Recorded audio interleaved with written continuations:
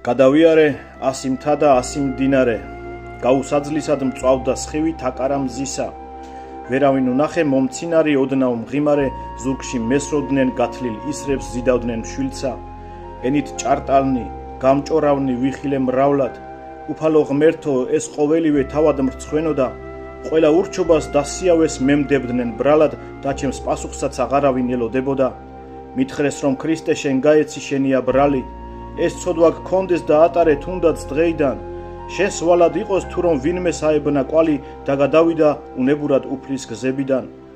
მერე მაბრალეს მე ლაჩრობა გაცემა ქვეყნის, ცოდვად გეხვიოს როგორც მუხას მუმლი კისრამდე, ვაი რომ ჩემზე მათ სიმართლეს არავინ ეტყვის და ასე ბნელად დარჩებიან უკუნისამდე. ჩუმად ვფიქრობდი ეს რა ხდება უფალო ღმერთო, გულში რაღაცა ჩამოწყდაო ვიგრძენი თითქოს, იქ სიბნელია სადაც ერთ დროს სანთელი გვენთო და ერთმანეთზე აღარავინ აქ აღარ ფიქრობს. თურმე გამქრალა იმ ნათობის სანთლის ნათება, აქ ცოტა დარჩა შემნახავი ერის რჯულისა და ჩემთვის ასე ნაბოძები ყველა ბრალდება, ისე მადნობდა როგორც თოვლი გაზაფხულისა.